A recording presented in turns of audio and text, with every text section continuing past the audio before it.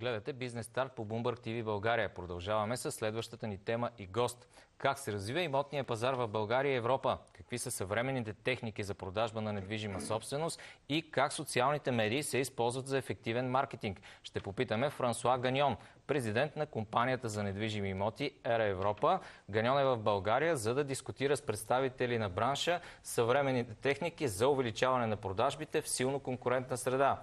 Той е с 35 годишен опит на пазарите в Европа, САЩ и Канада. Добро утро, господин Ганьон. Good morning. Напоследък все по-често срещани са обявите за недвижими имоти в социалните мрежи, най-вече във Фейсбук. Recently, a common development is offers, announcements for real estate on social networks. Yes. Успешен ли е този вид маркетинг и какво е най-важното, което трябва да знаят посредниците, които рекламират там? Is this a successful marketing approach, and what's the most important thing that the brokers, the agents need to know to do it? We have seen a global event that has used social media throughout the world to increase the visibility and the marketing of real estate properties. Това е световна тенденция, на която сме свидетели.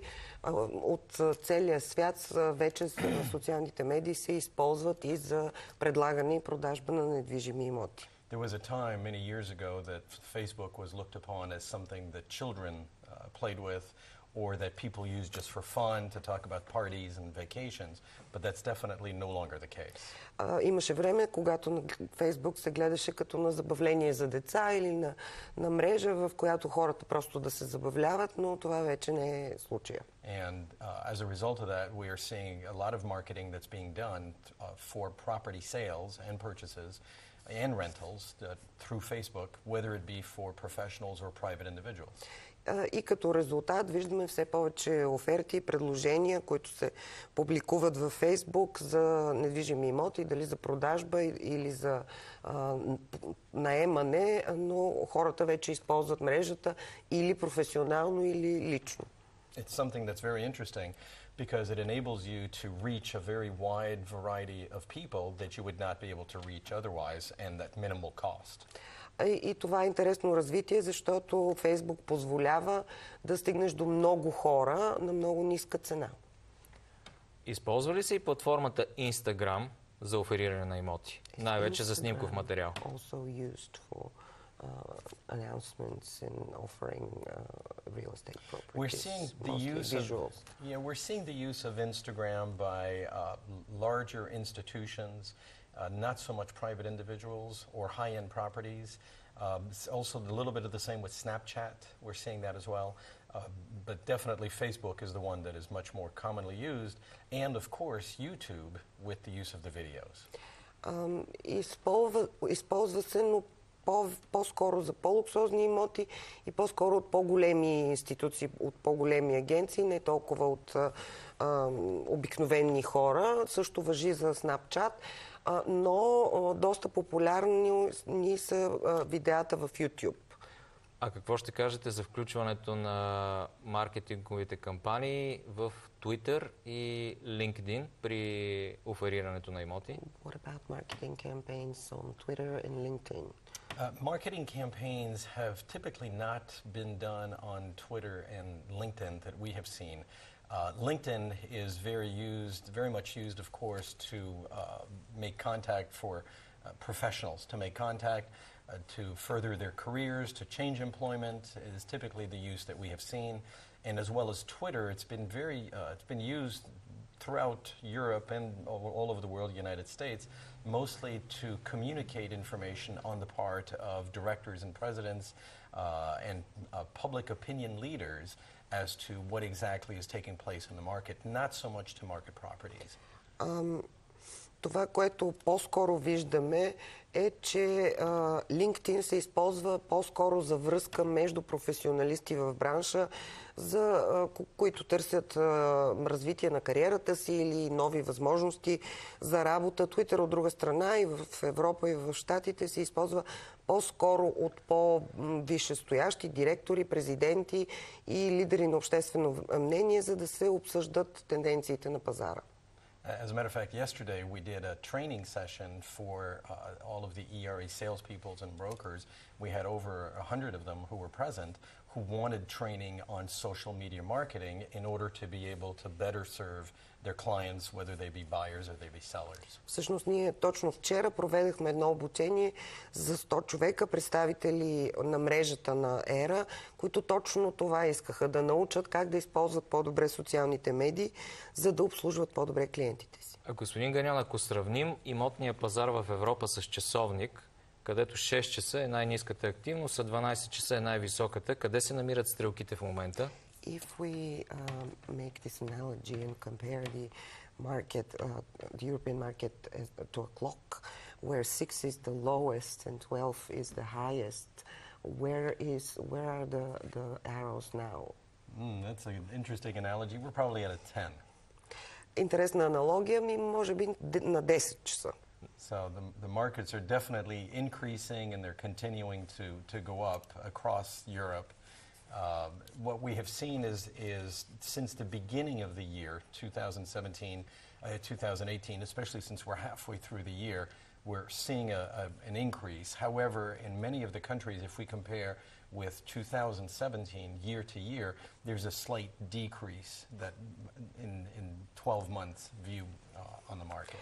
Пазарите растат. Всъщност, ако вземем като отправна точка началото на годината 2018, предвид това, че се намираме в средата на годината, се отбелязва увеличение, но пък от друга страна, ако сравним с 2017, има леко намаление. Ако го специално за Източна Европа и за България, часовникът отново ли показва 10 часа? Is it at 10 o'clock also for Eastern Europe and Bulgaria? It seems to be that the market is very strong in most of the Eastern European countries. Bulgaria in particular, the market is very strong. The market is improving. It is continuing to improve. The number of transactions in Bulgaria is up. The prices since the beginning of the year have continued to increase slightly. And so the signs and the conditions are very positive. And although interest rates in Bulgaria are higher than they are across Europe, which has typically always been the case, but they're definitely much lower than they have been in the past. Да, и за Източна Европа и за България стрелките показват пак 10 часа. Пазара е силен, пазара се подобрява, броя на сделките расте, цените се увеличават леко, въобще всички знаци са позитивни. Лихвите в България, макар че винаги са били по-високи от тези в Европа, все пак спадат, стабилно спадат, което също е добър знак. Споменахте за лихви. Какви са прогнозите за лихвените проценти при жилищните кредити в следващите месеци, предвид последните решения на Федералния резерв и Европейската централна банка? What are the forecasts for the interests on mortgages, given the recent decisions of the Federal Reserve and the ECB? I think the forecasts tend to be that there will be a slight increase on interest rates. We certainly don't expect it to be very high, maybe 0.5% at the most. So we're certainly not looking at anything that would slow down the market or have a huge impact on the market. It will have an impact for lower income buyers who, the slightest adjustment in interest rates has a huge effect on them. But I would say overall it'll be positive for the market. The market will continue to be positive and the increase should not be particularly significant. Нашите прогнози са, че може да се очаква съвсем леко увеличение в рамките на може би около 0,5%, което увеличение няма да се отрази цялостно на пазара и да забави неговото развитие. Вероятно ще се отрази на купувачи с по-ниски финансови възможности, за които малко увеличение означава много, но като цяло положителната тенденция на пазара ще се запази. Господин Ганьон, кои са трите най-горещи пазара на недвижима собственост в Европа от гледна точка на активност и нарастващи цени? What are the three hottest real estate markets in Europe in terms of increasing prices and number of transactions? If I had to, the number one is Portugal. It is probably the hottest right now. I mean, their increase in transactions 2017 to 2018 has almost been a 20% increase in the number of transactions. So Portugal is doing extremely well. France continues to be a strong market as well, and so does Germany. And as a matter of fact, in Sweden also. for different reasons. Най-горещия пазар, може би, е Португалия, където броя на сделките от 2017 към 2018 се увеличил с 20%. Франция също остава силен пазар, Германия, Швеция, макар че Швеция по малко по-различни причини.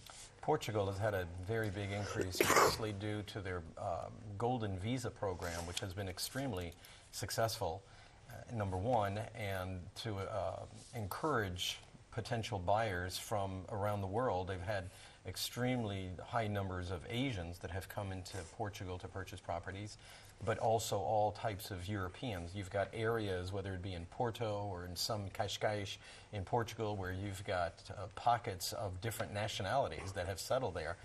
And I know in particular France, you have a number of communities that are almost all French that have gone there to retire. So that's had a huge impact on their market. And France has been affected as a result of the Brexit.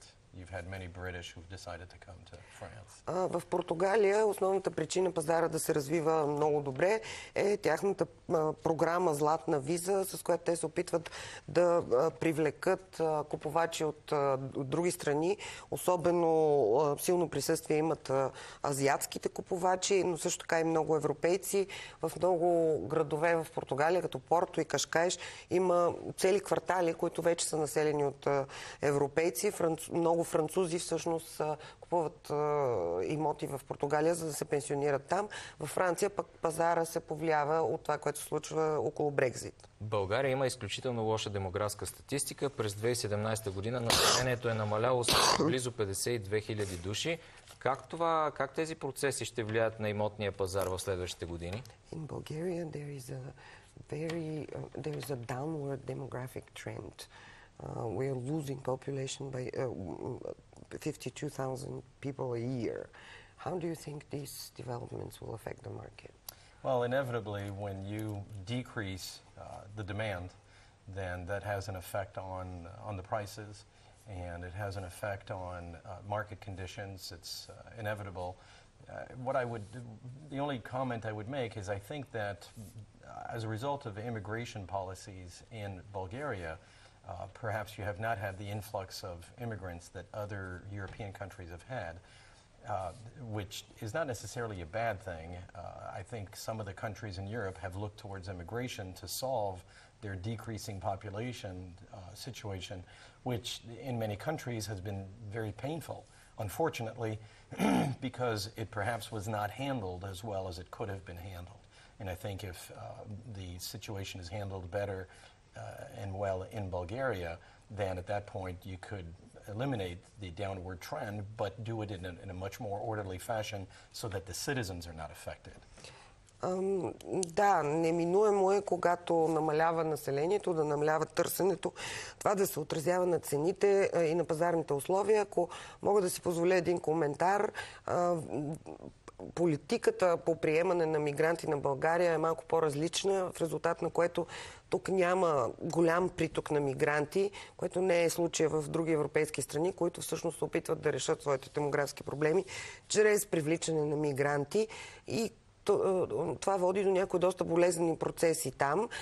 Ситуацията в България е малко по-добра и смятам, че България в този смисъл има шанс да направи малко по-подреден този процес и да се възползва от него. И на финала, господин Ганьон, 3/4 от представителите на поколението Y в Великобритания биха предпочели да вложат парите си в акции, облигации или биткоин вместо в имоти. Ще се промени ли драстично имотния пазар под влияние на предпочитанията на младите купувачи? 3/4 of the Y generation in the UK respond that they would rather invest their money in shares, bonds or Bitcoin instead of real estate. Will that generational specificity affect the market and change it? If you look at what's happened to the price of Bitcoin for the last 12 months, and all the cryptocurrencies, which has decreased, I think sooner or later they will realize that that's not the best place to invest. Real estate remains absolutely the best investment that can be made. There is no investment that can be made where you can secure a very large asset with a minimal amount of investment on your part. If you're going to buy Bitcoin or stocks or bonds, you have to come up with 100% of the money. If you purchase real estate, depending on the market conditions and the part of the world you're in some parts you don't have to come up with any money, and the banks will finance the entire amount. There is no better investment that can be made because everybody has to live somewhere. Ако се гледа какво се случва с биткоин в последно време и как стойността му пада, мисля, че те много скоро ще разберат, че това не е най-добрата инвестиция. Всъщност, недвижимите имоти си оставят най-добрата инвестиция, защото за да подсигуриш актив за всички останали опции, които споменахте, ти трябва инвестиция, трябва ти 100% от парите, които да ги имаш, което не е случая с имотите, тъй като там банките осигуряват пари, понякога не се изисква никакъв предварителен капитал. Благодаря ви за разговора. Thank you very much. Това беше Франсоа Ганьон, президент на компанията за недвижими имоти ЕРА Европа, с когото разговаряхме за развитието на имотния пазар в България и Европа и използването на социалните мрежи при рекламиране и офериране на имоти.